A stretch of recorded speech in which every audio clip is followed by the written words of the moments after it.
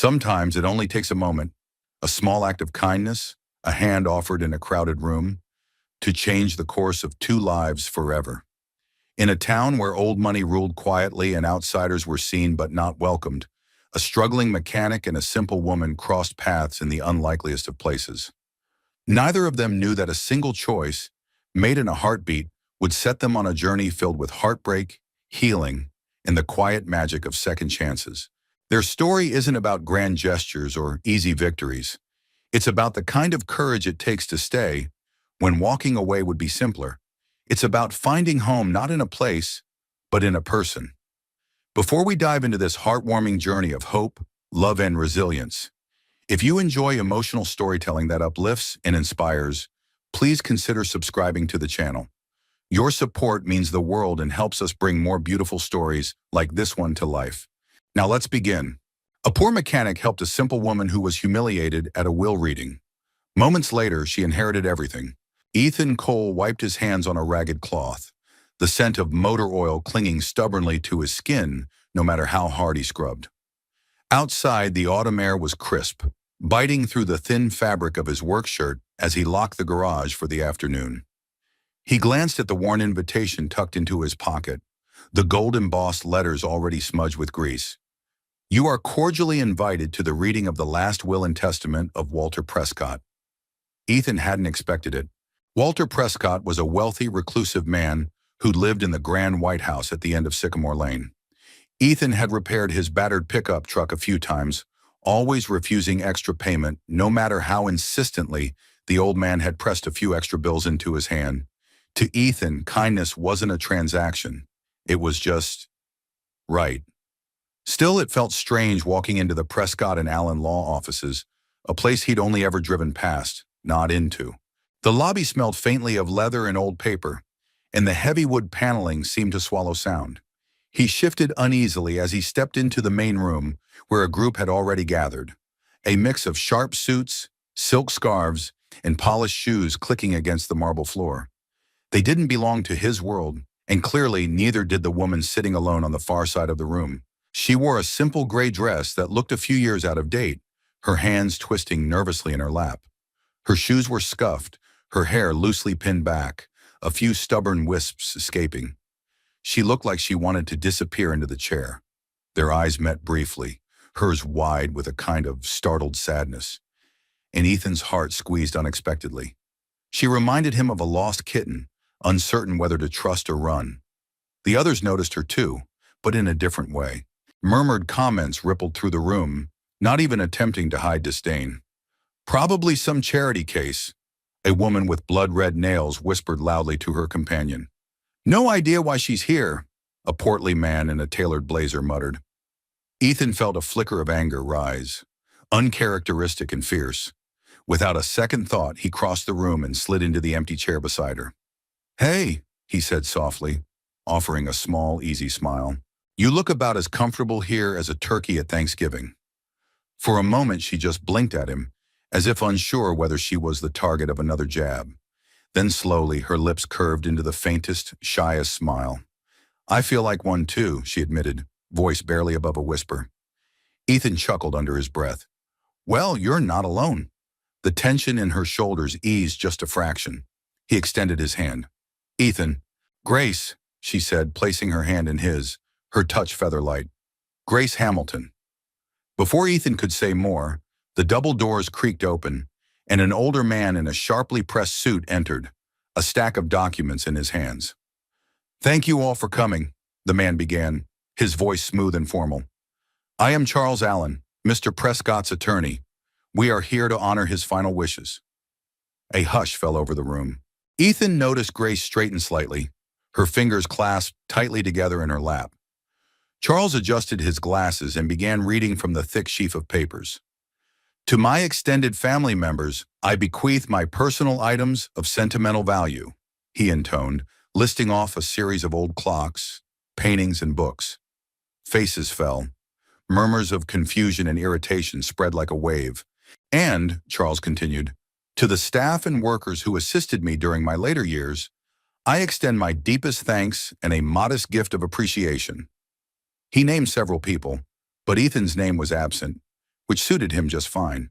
He had never wanted anything.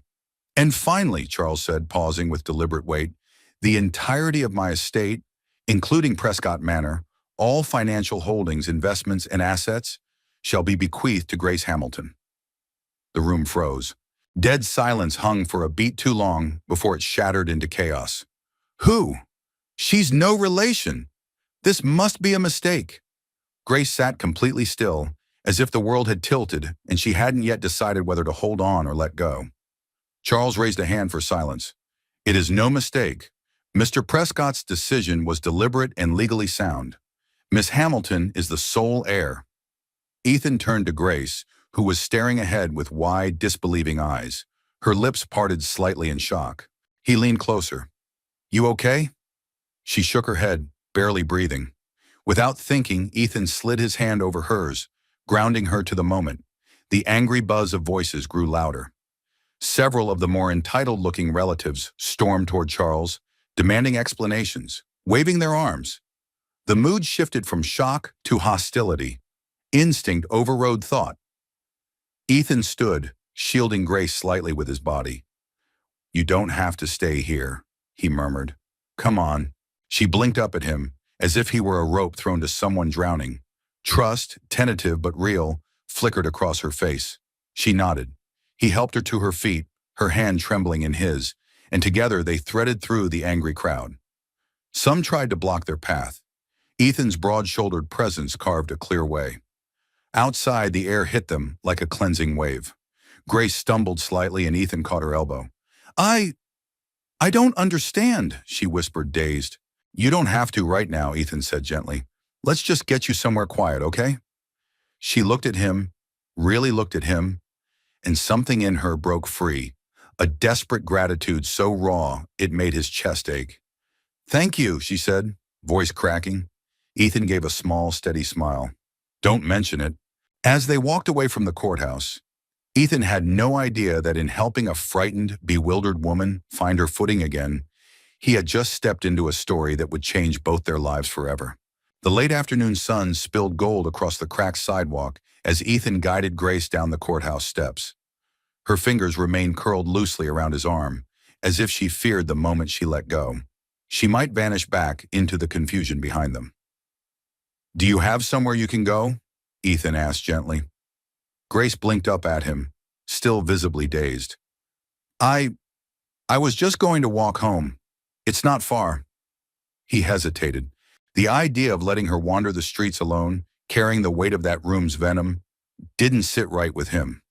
Tell you what, he said, offering a tentative smile. Let me buy you a cup of coffee first. My treat. For a beat, she hesitated, the survival instinct of someone used to expecting the worst.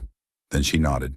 They found a small diner around the corner, a place Ethan knew well, formica tables, cracked leather booths, and a waitress named Marge who poured the coffee before you even sat down. It wasn't fancy, but it was real. Safe. They slid into a booth by the window. Grace folded her hands in her lap, her shoulders hunched as if trying to make herself smaller. Ethan watched her quietly for a moment, giving her space. Sometimes the best way to help someone wasn't by talking. It was simply by being there, solid and patient. Marge shuffled over, beaming at Ethan. Your usual. And whatever she wants, he added, tipping his head toward Grace. Coffee's fine, Grace said, her voice still unsteady. Marge nodded and disappeared. Outside, the world went about its business, unaware that just a few steps away, a life had been upended in the span of minutes. I don't understand any of this, Grace finally whispered, her eyes locked on the chipped edge of the table. You don't have to right now, Ethan said, his voice low, steady. It's a lot. She shook her head, blinking rapidly.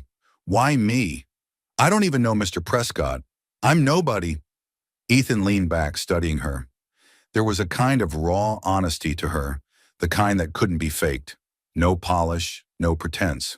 Just a woman overwhelmed and unprepared for the tidal wave that had crashed into her life. You must have meant something to him, Ethan said. Grace gave a brittle laugh. That's hard to believe. Before he could answer, Marge returned with 2 mugs of steaming coffee and a basket of warm cornbread. She winked at Ethan as she set it down, then bustled away without a word. Grace wrapped her hands around her cup, letting the heat seep into her palms. I grew up in foster homes, she said suddenly, her voice quiet. Never knew my parents. Moved around a lot. Never stayed anywhere long enough to put down roots. Ethan listened, sensing that the words cost her something to say. I always thought, maybe someday I'd find someone who wanted me, who saw me, she said, her voice trembling. But I learned not to hope too much. Easier that way. Something tightened in Ethan's chest. So when I got that letter about the will reading, I thought maybe it was a mistake. Maybe they needed someone to serve coffee or sweep up after. She smiled faintly, self-mocking. You deserve more than crumbs, Grace, Ethan said, the words slipping out before he could stop them. She looked up, startled. You deserve to be chosen, he said simply.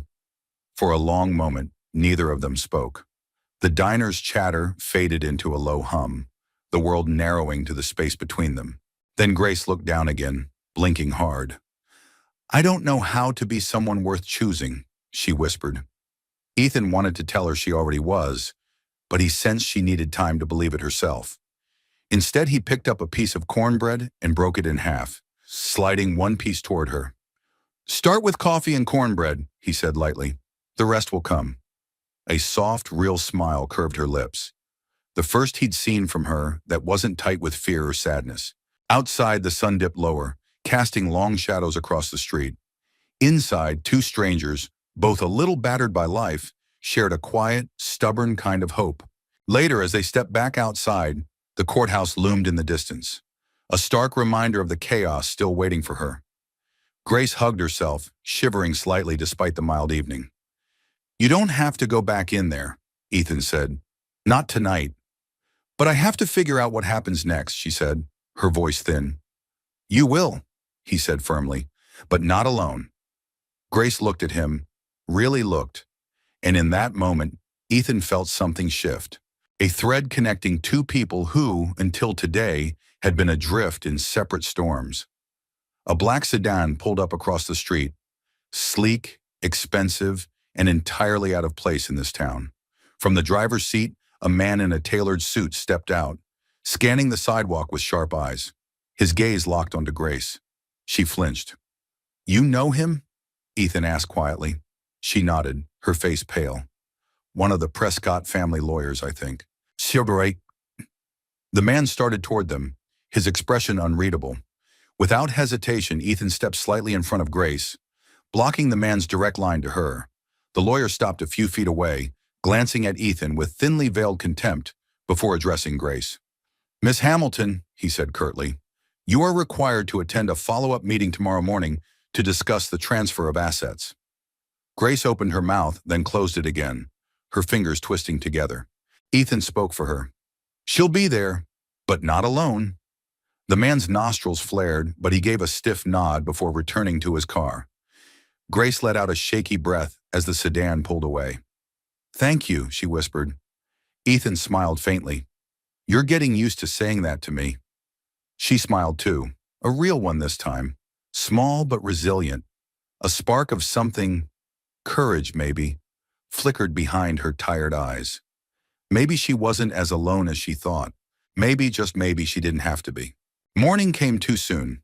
Grace sat on the edge of the motel bed, staring at the outdated floral wallpaper as the clock ticked toward 8, her hands twisted in her lap, the pale blue dress she had chosen, simple, clean, modest, wrinkled under her restless fingers. She still half expected someone to knock on the door and tell her it had all been a mistake. A simple clerical error, Miss Hamilton. Sorry for the confusion. But no one came. Instead, when she stepped outside, the sharp October air greeted her. And so did Ethan, leaning casually against his rusted pickup, coffee cups in hand. You ready? He asked, offering her one. She managed a tight smile. Not even a little. Good. Means you're sane. She almost laughed. Almost. And that tiny, frayed edge of humor was the only thing keeping her upright as they drove back toward Prescott and Allen. The law office buzzed like a kicked hornet's nest. News had spread overnight, whispered in grocery store aisles, over diner counters, across backyard fences. The Prescott family, pillars of Willow Creek's old money pride, had been blindsided by a stranger, and strangers weren't welcome here. The moment Grace and Ethan walked through the door, the room stiffened, heads turned, eyes narrowed. Conversations broke off into icy silence. Grace shrank instinctively, but Ethan's presence beside her, steady and unshakable, gave her courage she didn't know she possessed. Charles Allen stood by the conference table, his expression impassive. Beside him, the Prescott relatives clustered like crows, their expensive clothes and brittle smiles barely masking the fury simmering underneath. "Miss Hamilton," Charles greeted, his tone neutral. "Thank you for coming." She nodded, her throat too tight for words. Charles gestured to a seat at the long mahogany table.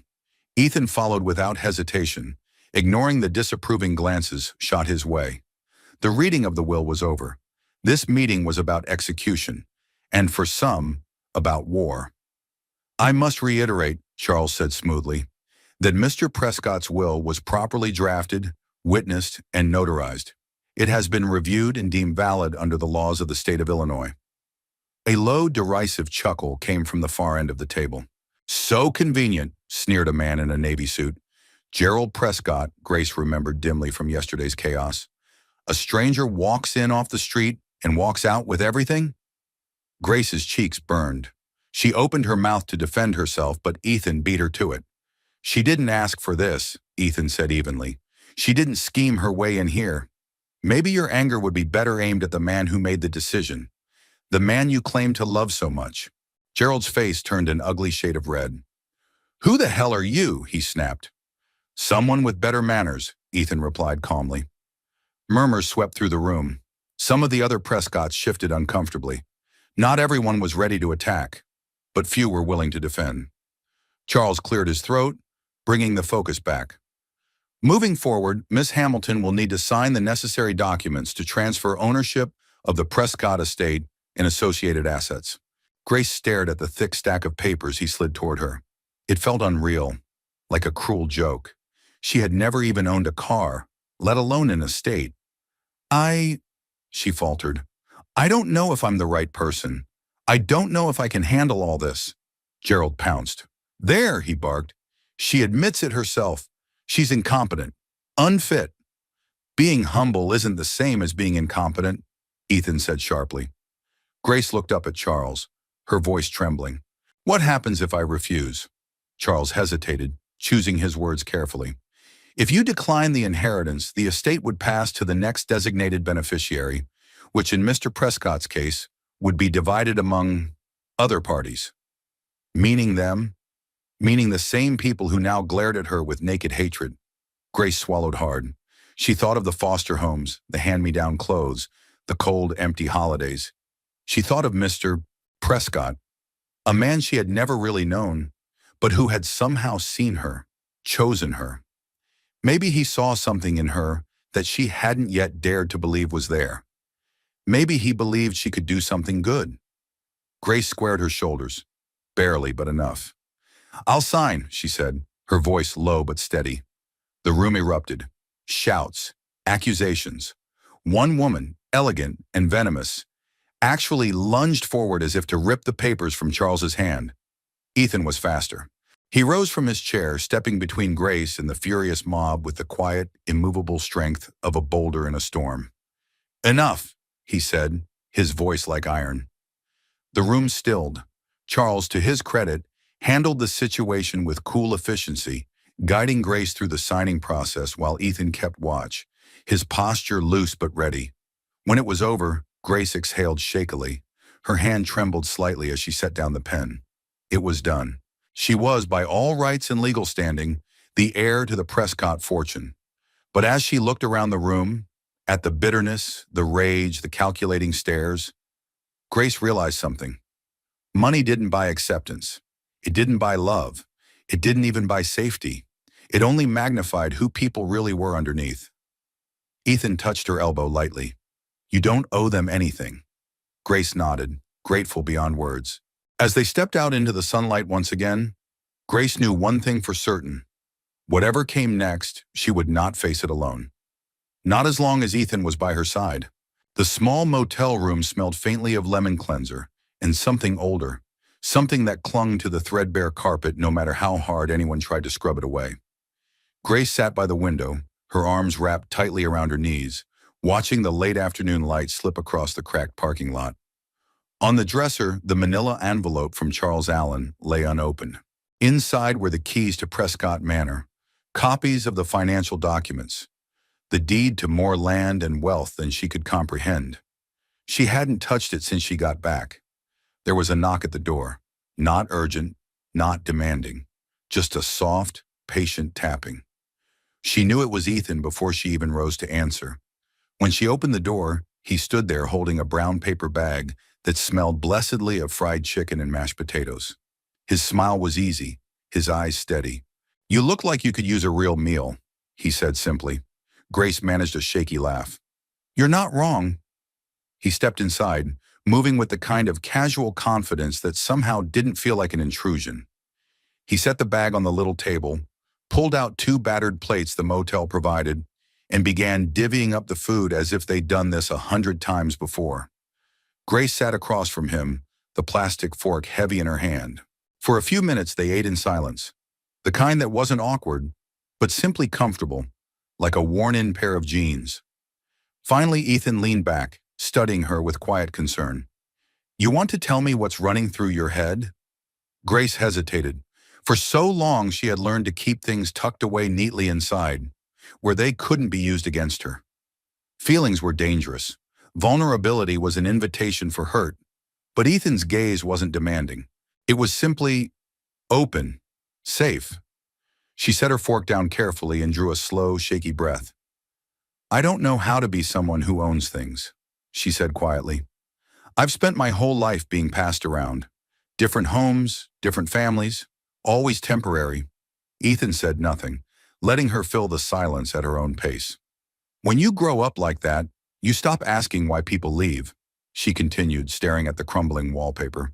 "You just start wondering how long it'll take this time." Her voice broke a little on the last word. Ethan's hands rested on the table, palms up. An unspoken offer, not a demand, a gesture so simple it undid her. She placed her hands lightly in his, feeling the calluses, the warmth. "I don't know why Walter Prescott chose me," she whispered. "I don't know what he saw that I can't." Ethan's thumbs brushed over the backs of her hands, steady and sure. "Maybe," he said slowly, "he saw someone who still had goodness in her, someone who hadn't let the world make her hard." Grace blinked rapidly, fighting the sting in her eyes. "I don't feel good," she said, her voice raw. "I feel like a mess." "Goodness isn't about being perfect," Ethan said. "It's about staying soft in a world that tries every day to make you hard." The words slipped into her chest like sunlight through a crack. For a long moment, Grace simply breathed, in, out, letting the truth of it settle in her bones. Slowly, she pulled her hands back and wiped at her eyes with the sleeve of her sweater. "I don't even know where to start," she admitted. "One step at a time," Ethan said. "That's all anyone can do." She gave a watery chuckle. "You make it sound so easy." "It's not," he said, smiling, "but it's easier when someone's walking with you." There was a knock at the door again, sharper this time. Grace tensed instinctively, but Ethan rose first, moving between her and the door without hesitation. He cracked it open. A bellhop, no older than 20, awkward in his ill-fitting uniform, stood there holding a bouquet of wilting flowers and an envelope. "For Miss Hamilton," he said, shifting nervously from foot to foot. Ethan took them, thanked the boy, and closed the door. Grace frowned. "Who would send me flowers?" Ethan scanned the card tucked among the stems, his jaw tightening. "Gerald Prescott," he said shortly. Grace's stomach twisted. She opened the envelope with trembling fingers. Inside was a formal, icy note. "Miss Hamilton, given your inexperience and precarious background, I highly recommend reconsidering your position regarding Mr. Prescott's estate. It would be in everyone's best interest, including yours, to decline the inheritance before further embarrassment ensues. Regards, Gerald Prescott." The words burned across the page, each one a thinly veiled threat. Grace crumpled the letter with a choke sound, fighting the familiar tide of self-doubt and fear. "I can't do this," she whispered, voice trembling. "They'll never let me be anything but a mistake to them." Ethan crossed the room in 3 strides, cupping her face gently between his hands. "Listen to me," he said, voice fierce but low. "You don't owe them anything. Not an explanation, not an apology. You have just as much right to that future as they ever did." "But what if I fail?" she choked. "Then you fail forward," he said simply. "You get back up. You learn. You live. That's more than most of them have ever done." Tears slipped down her cheeks, but this time she didn't hide them. She let them fall, and Ethan let her. No platitudes, no empty promises, just presence, just truth. After a long while, when the worst of it had ebbed, Grace pulled back and gave him a tremulous smile. "You're not going to let me give up, are you?" "Not a chance," he said, grinning. And for the first time since this impossible journey had begun, Grace felt the fragile bloom of something unfamiliar and precious. Hope. Real, stubborn, breathtaking hope. Maybe she didn't have to be who the world told her she was. Maybe, just maybe, she could be something more. And she wouldn't have to figure it out alone. The next morning broke gray and heavy, a soft drizzle misting the narrow streets of Willow Creek. The kind of day that made even the most hopeful souls feel weighed down. Grace sat at a worn wooden table in a small cafe just off Main Street, the windows fogged from the damp chill. Before her sat 2 steaming mugs of coffee, untouched. Across from her, Ethan nursed a cup of his own, his jacket draped over the back of his chair, his eyes never far from her face. "You've been quiet," he said after a long moment. Grace stared at the pile of documents spread across the table. Legal papers, bank account statements, property deeds, each one a silent testament to the impossible reality she now carried. "I don't know if this is a blessing or a curse," she admitted, her voice barely above a whisper. Ethan leaned forward, elbows resting casually on the table, his gaze steady. "Maybe it's both. Life usually is." She gave a soft, humorless laugh. "I never wanted anything like this. I never even thought it was possible. Owning a house, having a savings account, much less an entire estate." "You didn't ask for it," Ethan said gently. "But maybe you're exactly the kind of person who's supposed to have it." Grace lifted her gaze to him, searching his face for any sign of sarcasm or pity. She found none. "You're kind," she said quietly. "But kindness doesn't change the fact that I don't know what I'm doing." "You don't have to know yet," Ethan said. "Nobody hands you a map when life changes overnight. You figure it out as you go." She studied him for a long moment. There was something about Ethan, something unshakably solid. He didn't make things seem easy, but he made them seem survivable. "I'm scared," she admitted, the words raw and unfiltered. "Good," he said simply, smiling a little. "Means you care." The waitress brought over a plate of eggs and toast, but Grace barely touched it. Her stomach was a tight knot of nerves. "I keep thinking," she said slowly, "that maybe I should just walk away. Give it all back. Let them have it." Ethan's smile faded, replaced by a seriousness that anchored her to the moment. "You could," he said. "You absolutely could. But would that be the right thing?" Grace dropped her gaze to the tabletop. "Those people, they only care about what they can take, not about what Mr. Prescott wanted, not about the good that could come from all this." She twisted her fingers together, her heart pounding. "And you," Ethan said, voice low, "have the chance to turn it into something better." Grace's throat tightened. She thought about her childhood, the endless moving, the feeling of being disposable, invisible. She thought about the other children she had left behind in those crowded, indifferent foster homes, children who even now probably still believed that nobody would ever choose them. Maybe she couldn't save the whole world, but maybe she could make a difference somewhere, for someone. "I could," she said slowly, her mind racing ahead, tentative but growing stronger. "I could set up something, a scholarship, or a fund for foster kids. Give them a chance Mr. Prescott gave me." Ethan's smile warmed, slow and genuine. "Now that," he said, "sounds like the right kind of crazy." Grace laughed, a real startled laugh that made a few heads in the cafe turn. For the first time since the reading of the will, she felt something unfamiliar bloom in her chest. Not fear, not dread, possibility. "I don't know how to run a charity," she said, half apologetic. You'll learn, Ethan said easily. You learned how to survive things most people wouldn't last a week in. Trust me, you can learn this. She sipped her coffee, the bitterness grounding her, clearing her head. There would be hurdles, legal battles, resentment from the Prescotts, public scrutiny, but she wouldn't face them alone. Grace looked at Ethan, at the way he watched her without judgment, without expectation, simply there. Why are you helping me? She asked, not accusing, just genuinely wondering. Ethan shrugged. Maybe because I know what it feels like when the world tells you you don't belong. Maybe because I believe in rooting for the underdog. His smile turned wry. Or maybe because I'm stubborn and you look like you needed someone to be stubborn for you. Grace blinked hard against the sting in her eyes. I don't know how to thank you, she said. You don't have to, he replied simply. Just don't give up. The rain intensified outside, pattering against the windows in a steady rhythm. Grace took a deep breath, feeling something shift inside her, a fragile but undeniable turning point. She gathered the papers into a neat stack, smoothing them carefully. I'm going to do it, she said, her voice firming.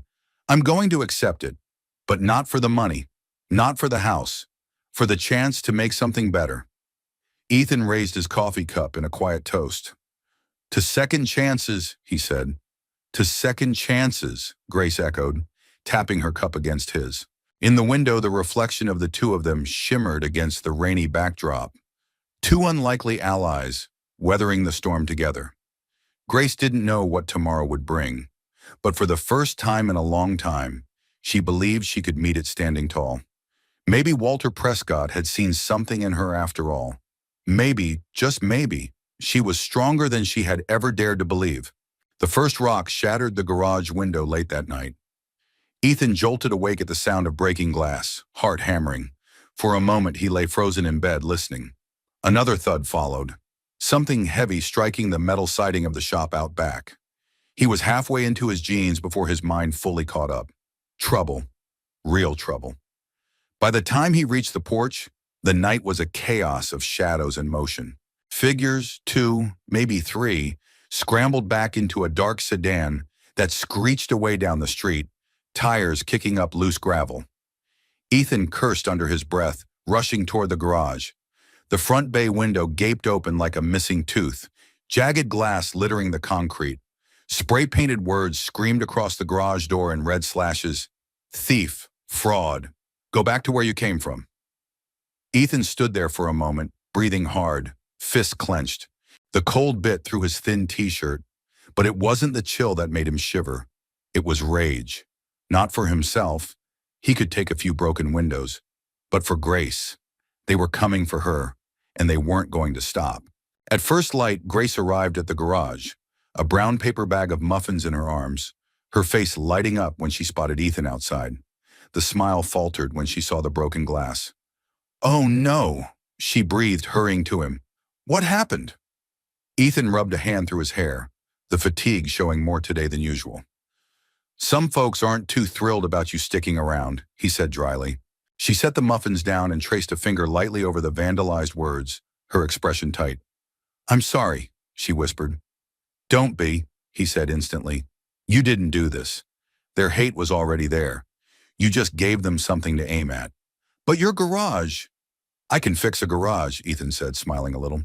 Not the first time life's handed me a mess to clean up. Grace blinked back tears, feeling guilt coiled deep in her chest. I shouldn't have dragged you into this, she said. You didn't drag me anywhere, Ethan said, his voice low, steady. I walked in, eyes open. She looked at him then, really looked, and saw not just a man who had come to her rescue, but a man who refused to let the darkness of others dim his own light. I don't deserve this, she said, voice cracking. Grace, Ethan said gently, stepping closer. Maybe it's not about what we think we deserve. Maybe it's about what we're willing to fight for. She stared at him, heart thudding painfully. Fight. She had spent her whole life surviving, scraping by, disappearing when necessary.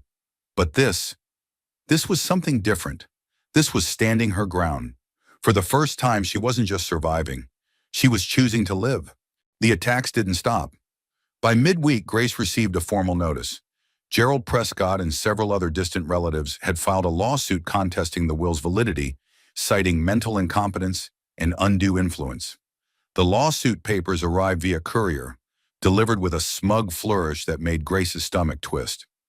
Charles Allen assured her that Walter's will had been airtight, the legal equivalent of a fortress, but court battles had a way of dragging the truth through the mud. "You need to be prepared," Charles said during their meeting. "They'll attack your character, your background, anything they can find." Grace nodded numbly, the weight of it pressing down on her chest. After the meeting, she found Ethan waiting outside, leaning against the battered hood of his truck, arms crossed casually. He took one look at her face and straightened. "Bad news."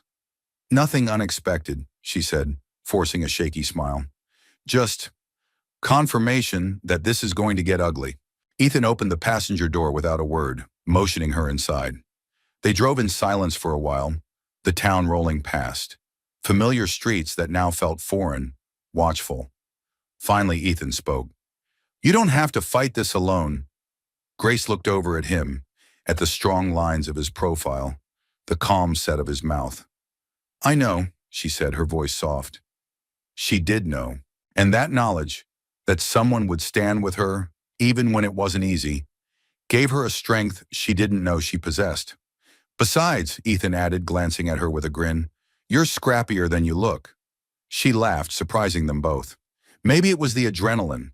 Maybe it was the sheer ridiculousness of it all. Or maybe it was something else, the beginning of hope refusing to be crushed under fear. Later that evening, they sat on the tailgate of Ethan's truck, parked at the edge of Willow Creek where the fields stretched endless and golden under the dying light. Grace sipped from a thermos of coffee, legs swinging idly. "You ever wonder," she said, "what your life would have been like if just one thing had been different?" Ethan tilted his head, considering. "Sure," he said, "but I figure every detour, every bump, brought me here, to this."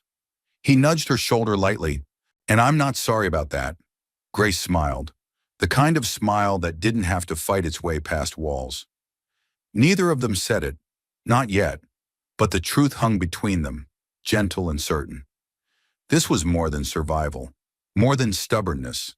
It was the beginning of something real, and no lawsuit, no broken window, no small-town whisper could take that away. The sun dipped low, casting a fiery glow across the old barn and the battered garage. Ethan wiped sweat from his brow with the back of his hand, surveying the damage left from the vandalism. Shards of glass still littered the ground. The spray paint had been scrubbed off, but faint stains remained like scars across the garage door. He hadn't said anything to Grace yet, hadn't told her that the insurance money wasn't enough, hadn't told her that the repairs would cost more than he could spare, because Ethan Cole didn't take handouts. Not from anyone, not even from her, especially not from her. He heard the crunch of gravel and turned to see Grace approaching, carrying a folded envelope in her hand. Her face was open, hopeful. "I talked to Charles," she said, her voice bright but nervous. "There's a fund already set up for the estate's upkeep. It's legal, it's above board, and, well, the garage is technically part of the property Mr. Prescott included." She held out the envelope, a check, Ethan realized, and smiled, small but sincere. "I want you to have this," she said, "for the repairs, for everything you've done." For a long moment, Ethan just stared at it. He could feel the old stubbornness rising up, a bitter taste at the back of his throat. Pride, independence, the two things he clung to when the world took everything else. "I can handle it," he said roughly, stepping back. Grace blinked, the smile faltering. "Ethan, it's not charity, it's—" "I said I can handle it," he snapped, sharper than he intended. Grace recoiled slightly, color draining from her face. An awful silence fell between them, heavy and brittle. Ethan cursed himself inwardly, but the words kept spilling out, fueled by old wounds he hadn't even realized were bleeding again. "I'm not some project for you to fix," he said, quieter now but no less raw. "I don't need saving." Grace stood very still, the envelope crumpling slightly in her hand. "I never thought you did," she said, her voice breaking. "I just wanted to help, like you helped me." The weight of her words landed harder than any blow. Ethan ran a hand through his hair, frustration and guilt tangling inside him. "I'm sorry," he muttered, voice hoarse. I just, I've spent my whole life standing on my own. I don't know how to lean. Grace swallowed hard, blinking back tears. I get it, she said softly. Believe me, I do. She set the envelope carefully on the hood of his truck, her hands trembling just a little. I'm not trying to take anything from you, Ethan. I'm just trying to stand with you, if you'll let me. Sanuv Harnum. Then she turned and walked away, her steps slow but steady, leaving him standing there in the golden light, the check fluttering slightly in the breeze. Ethan spent the rest of the evening patching what he could, each swing of the hammer a futile attempt to beat back the gnawing feeling inside him. Guilt, loneliness, fear. Not fear of losing Grace. She wasn't his to lose. Fear of letting her in. Fear of what it would mean if he needed someone. If he needed her. When the last nail was driven and the last board secured, he sat on the tailgate of his truck, staring at the darkening horizon.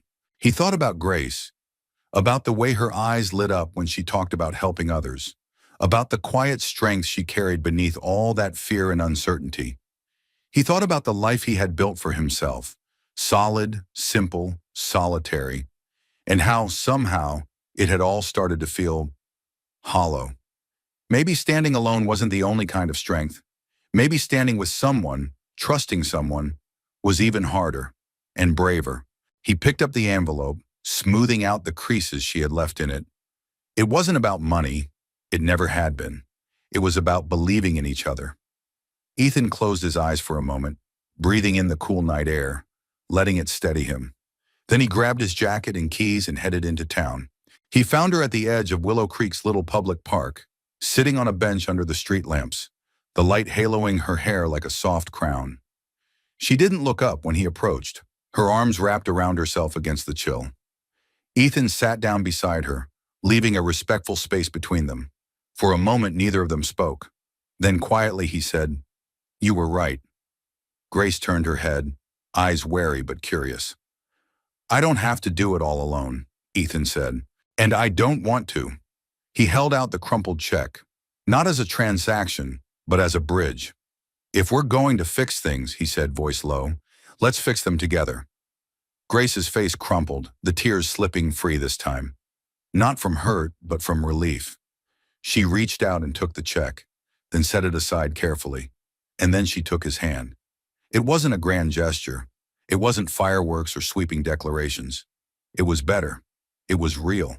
Two people, broken and stubborn and scared, choosing, quietly, deliberately, to lean on each other.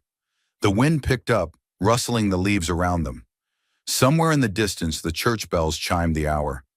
And for the first time in a long time, Ethan Cole didn't feel alone anymore. The scent of fresh lumber and oil filled the air, blending into something that smelled almost like hope. Ethan leaned against the tailgate of his truck, arms crossed, watching the activity around the garage. For the first time in weeks, the place buzzed with energy. Not the angry, destructive kind, but something better, something healing. Grace stood near the front bay, holding a clipboard almost comically oversized compared to her slender frame. A determined crease between her brows as she directed two local contractors on where to mount the new signage. "Maybe a little higher," she called out, shading her eyes against the sun. Ethan chuckled under his breath. 2 months ago, she wouldn't have dared raise her voice above a murmur. Now she commanded attention without even trying. It suited her. The old battered garage doors had been replaced, the broken windows repaired, the exterior repainted in a fresh coat of deep, welcoming blue.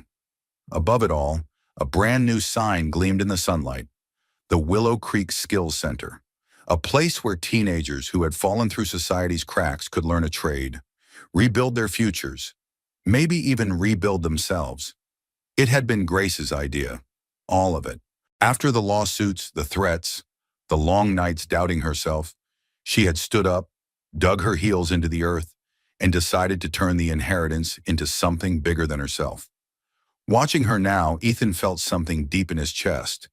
Something that had started as admiration, but had grown into something far more dangerous and far more precious. Love.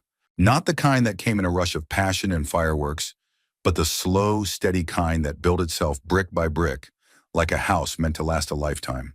He pulled himself away from the truck and walked over just as Grace finished giving directions to the contractors. "Boss lady," he teased lightly. She turned, cheeks flushing a little, but smiling nonetheless. "Someone's got to keep you in line." "I'm terrified," he deadpanned. She laughed at a sound that still caught him off guard sometimes, like sunlight through storm clouds.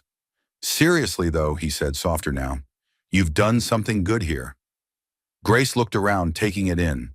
The gleaming new tools lined up neatly, the clean concrete floors, the half-finished workstations waiting for their first students. "It's not just me," she said. "You've been here every step." Ethan shrugged. Wouldn't have missed it for the world. Her eyes softened, and for a moment, the world shrank down to just the two of them, the hum of drills and hammers fading into the background. Before either could say more, the rumble of a bus engine caught their attention. Grace's stomach flipped nervously as she watched the yellow school bus pull up along the curb. Today wasn't just the unveiling of the center, it was also orientation day. The first group of kids arriving, skeptical and bruised by life, just like she had once been. The bus door creaked open, and out they came. A lanky boy with angry eyes and a defensive slouch. A girl with hair dyed electric blue and a chipped black nail polish. Two brothers barely into their teens, clinging to each other with matching scowls. All of them carried the same look Grace recognized in herself. The look of someone who expected disappointment. Grace's heart thudded painfully. "What if they don't want to be here?" she whispered. Ethan nudged her lightly with his elbow. "Then we show them why they should." She nodded, drawing a deep breath to steady herself, and crossed the lot to meet them. The kids hovered near the bus, wary. "Hi," Grace said, her voice clear but kind. "I'm Grace. This is Ethan. Welcome to the Skills Center." No one replied immediately. One of the younger boys, maybe 11, 12, kicked at a pebble on the ground. "What is this place anyway?" the girl with blue hair asked, arms crossed tightly over her chest. "It's a place to learn," Grace said. "Welding, carpentry, auto mechanics, real skills, real futures." The lanky boy scoffed. "Yeah, right. Like anyone cares what happens to us." Grace stepped closer, refusing to let fear shrink her now. "We care," she said simply, "and we're not going anywhere." Slowly, so slowly it was almost imperceptible, the hostility in the group eased a fraction. Not trust, not yet, but maybe the first crack in the walls they had built around themselves. "Come on," Ethan said, flashing an easy smile. "We'll show you around. And if you're lucky, Grace might even let you near the power tools." A tentative ripple of laughter stirred among the group. Grace caught Ethan's eye and mouthed, "Thank you." He just winked. By the end of the afternoon, the kids had started exploring the center, inspecting the tools, trying out the workbenches, even daring a few questions. Grace watched from the doorway as Ethan demonstrated how to sand a block of wood properly, his voice low and patient. The two brothers from earlier hovered nearby, inching closer with each passing minute. Hope, Grace thought, wasn't always loud. Sometimes it was quiet. Sometimes it looked like a rough sketch on scrap wood or a crooked birdhouse built with trembling hands. And sometimes it looked like Ethan Cole, smiling at a kid who had never had a reason to smile back before. That evening, as the last bus pulled away and the center grew quiet again, Grace and Ethan sat on the front steps, watching the sunset bleed across the sky in strokes of gold and crimson. "We did good today," Ethan said, his voice rough with quiet pride. "We did," Grace agreed, leaning her head lightly against his shoulder. Neither spoke for a while. There was no need. Some things didn't need words. They just needed to be felt, deep and true and fierce enough to outlast any storm. Together, they watched the light fade from the sky, knowing they had built something real, something that could weather whatever came next. Together. The change didn't happen overnight. At first, the Skills Center was met with polite indifference, and sometimes outright suspicion. Old habits died hard in Willow Creek. People didn't forget easily, especially not when it came to newcomers, or worse, someone who, in their eyes, had stolen what should have belonged to one of their own. Grace felt it everywhere. The too long glances in the grocery store aisles, the whispered conversations that stopped abruptly when she walked by, the stiff nods from neighbors who used to smile. It hurt more than she wanted to admit. But every time the doubts gnawed at her, she thought of the kids. She thought of the way their shoulders had started to straighten after a few weeks, the way tentative jokes passed between them now, the way they asked questions without fear of ridicule. That was worth everything, and she wasn't alone.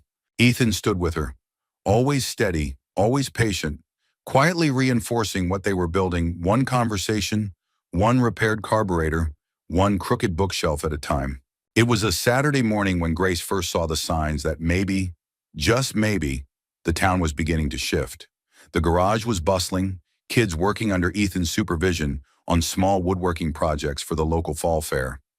Grace was inside the small office-turned-classroom, sorting through donated supplies when a shadow darkened the doorway. She looked up, startled, to see Mrs. Langley, a stern woman in her 60s who ran the local bakery with a grip as iron as her personality. In her hands, she clutched a large cardboard box. Grace wiped her hands on her jeans and stepped forward. "Mrs. Langley," she said, careful to keep her tone respectful. The older woman sniffed, glancing around at the rows of battered workbenches and mismatched chairs. "Heard you were short on materials," Mrs. Langley said briskly, thrusting the box at her. "Figured someone ought to help." Inside, Grace saw bundles of yarn, sewing kits, basic tools, all new, all neatly packed. For a second, she couldn't find her voice.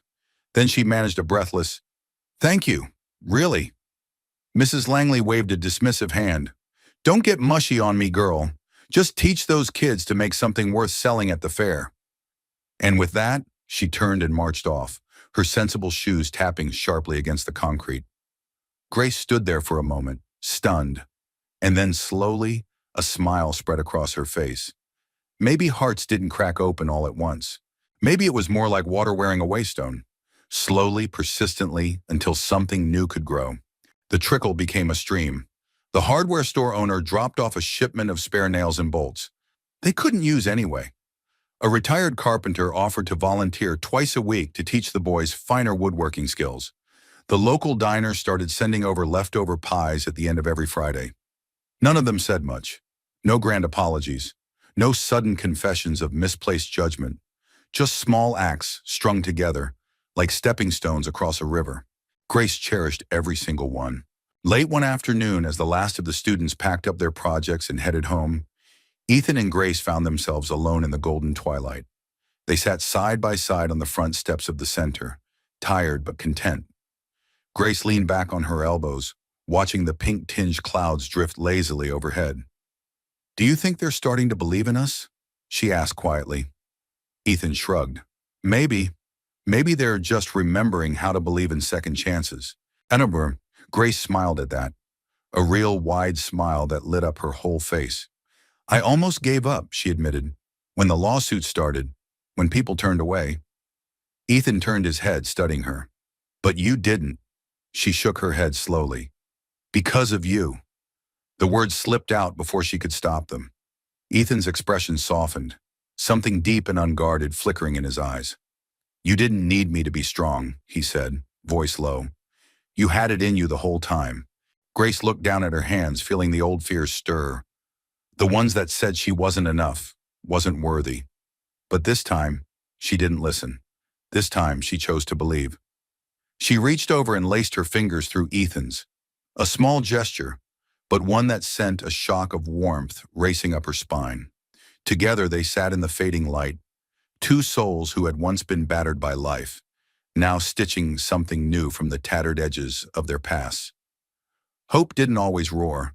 Sometimes it whispered, and sometimes it simply sat beside you on a cool autumn evening, holding your hand, breathing with you, waiting for whatever came next. Later that week, the Willow Creek Gazette, the town's modest bi-weekly newspaper, ran a small article. "New community center offers second chances for local youth." There was a picture too, a candid shot of Ethan showing a group of teenagers how to weld, Grace laughing in the background. It wasn't front-page news. It wasn't a headline that would change the world. But for Willow Creek, it was everything. And for Grace, it was proof that kindness, quiet, stubborn, relentless kindness, was stronger than fear, stronger than gossip, stronger than doubt. It grew inch by inch, until it became something no one could ignore. And somewhere deep inside her, Grace realized she hadn't just inherited Walter Prescott's fortune. She had inherited his belief that even in a broken world, good things could still take root and bloom. The last golden light of the day stretched long across the hills, bathing Willow Creek in a soft, amber glow. Ethan tightened the straps securing a new shipment of lumber in the back of his truck, working slower than usual. His hands moved automatically, but his mind was elsewhere. He'd made up his mind.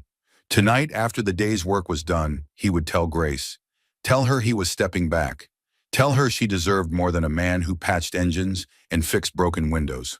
Tell her that she deserved a life filled with ease and comfort, not one burdened by the rough edges he carried like a second skin. It wasn't that he didn't want her. God knew he wanted her with a depth that scared him.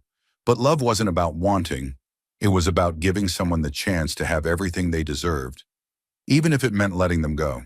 Grace stood in the doorway of the skills center, watching him. She could sense it, the distance he was putting between them, the way he moved. A little too brisk, a little too careful. Her heart ached. She wasn't naive. She recognized fear when she saw it.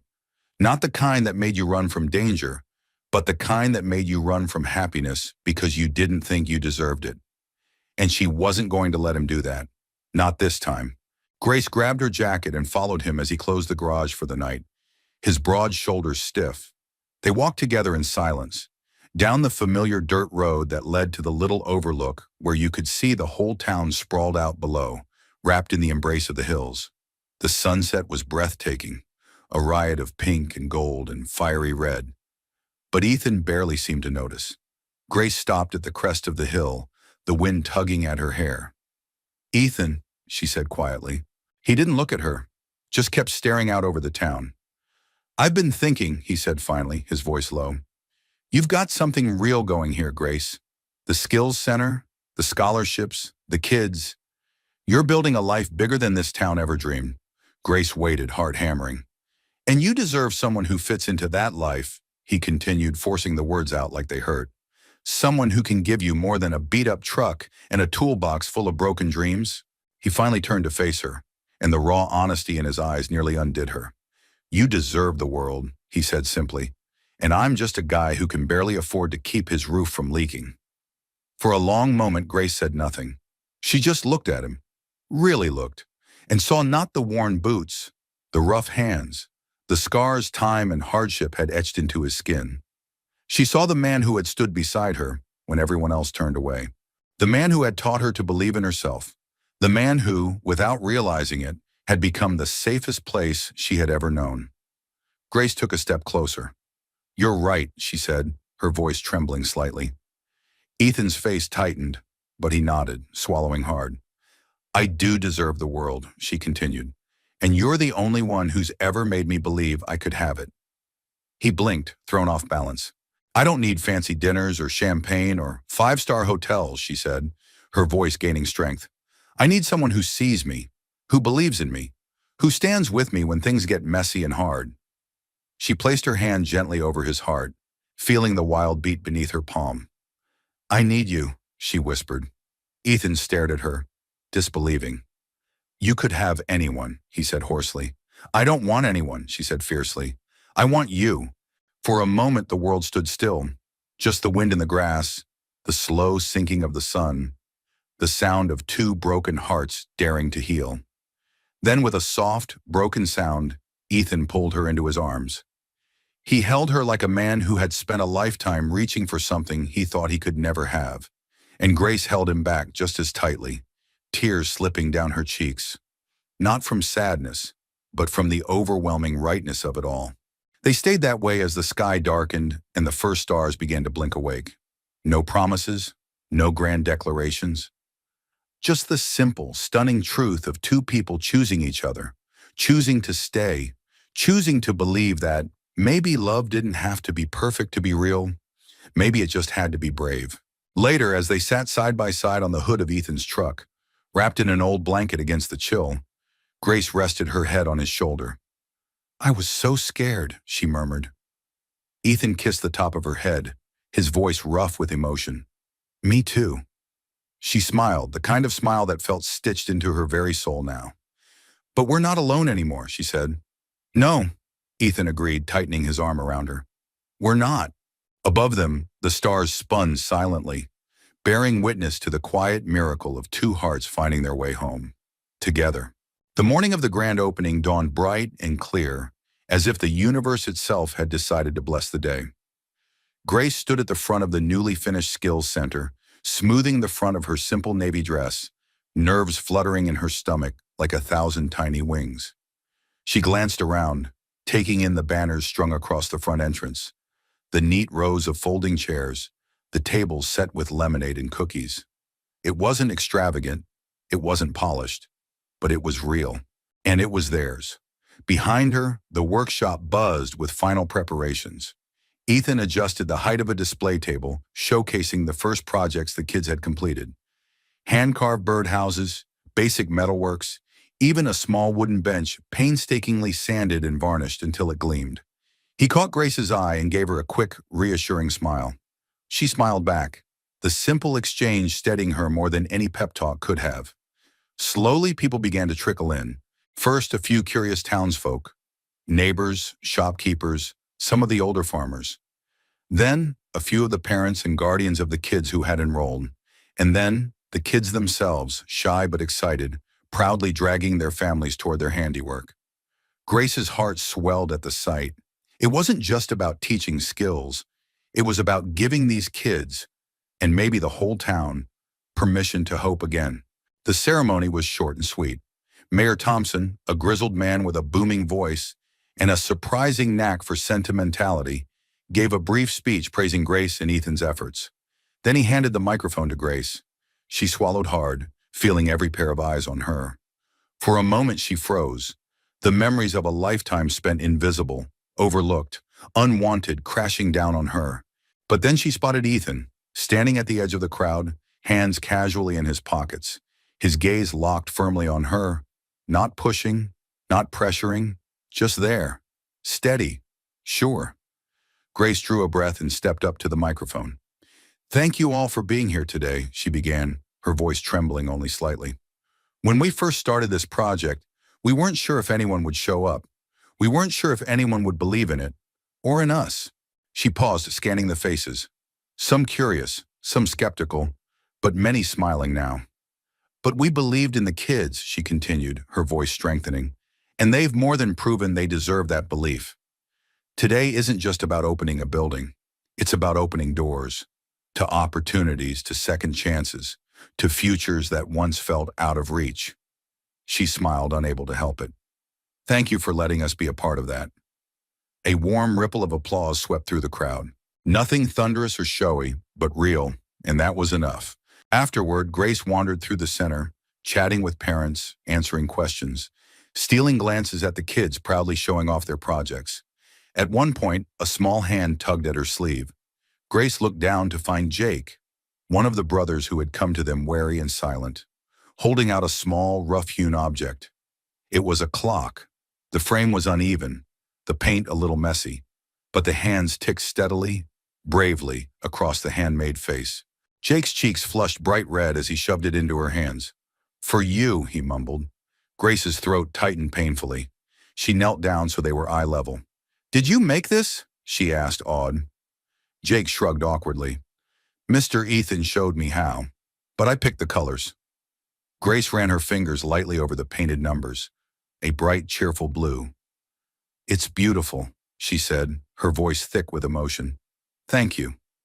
Jake ducked his head, clearly embarrassed but pleased. As he scampered off to find his brother, Ethan appeared at her side. "Looks like you're officially loved," he teased, nudging her shoulder. Grace laughed, blinking back tears. "I don't think I've ever gotten anything so perfect," she said. Ethan didn't say anything. He just looked at her. Really looked. And Grace felt the truth settle between them. This wasn't just about the kids, or the town. This was about both of them finally finding a place where they belonged, together. That evening, after the crowd had thinned and the last folding chair had been stacked away, Grace and Ethan sat on the front steps of the center, sipping lukewarm coffee from paper cups. The stars blinked to life above them, shy and steady. "Today was a good day," Grace said softly. Ethan nodded. "The best." They sat in companionable silence for a long moment, listening to the soft rustle of the wind in the trees. Then Ethan pulled something from his jacket pocket and held it out to her. It was a key. Grace frowned, puzzled. "To what?" He grinned. "The place next door. Old Walker's workshop. Thought it might make a good expansion someday." Grace's breath caught. "You bought it?" "Not yet," he said, his grin widening. "But I figured, maybe we could dream a little bigger." She laughed, a warm, incredulous sound, and threw her arms around his neck. "Yeah," she whispered against his ear. "Let's dream bigger."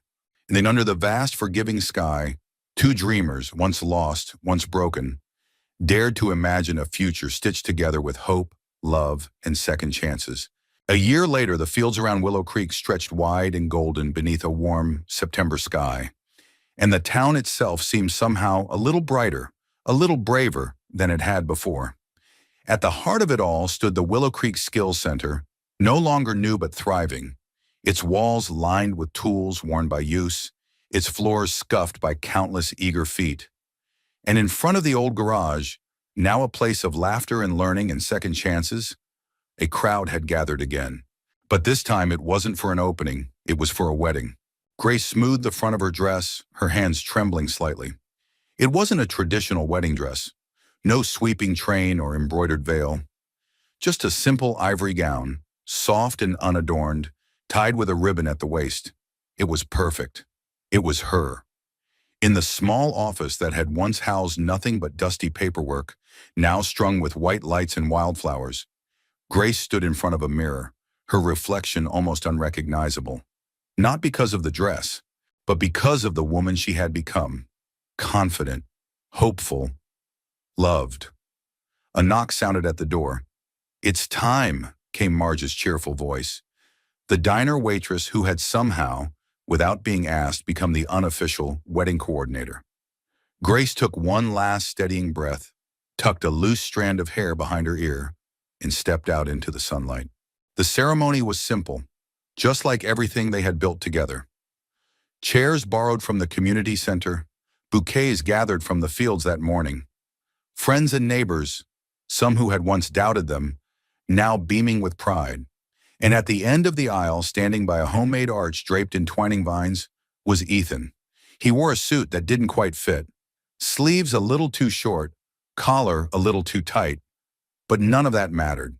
All Grace saw was his face when he looked at her, like she was the only thing he'd ever been sure of. Their vows were handwritten, imperfect, beautiful. "I don't promise perfection," Ethan said, his voice rough with emotion. "I promise persistence. I promise to stand beside you. In the sunshine, in the storm, in the slow, quiet days in between." Grace's voice wavered, but she pressed on, tears shining in her eyes. "I promise to believe in us," she said, "even when it's hard, especially when it's hard." The rings were simple bands of gold. No diamonds, no frills, only symbols of something solid, something earned, something real. When the mayor pronounced them husband and wife, the small crowd erupted in cheers, the sound echoing against the hills like a hymn of hope. Ethan pulled Grace into his arms, lifting her clear off the ground as he kissed her, and laughter bubbled up between them. Messy, joyful, free. Not the kind of love found in fairy tales. The kind found in real life, messy, hard-fought, unbreakable. The celebration that followed was a patchwork of everything good. Lemonade in mason jars. Pies lined up on picnic tables. Children racing barefoot across the fields, shrieking with delight.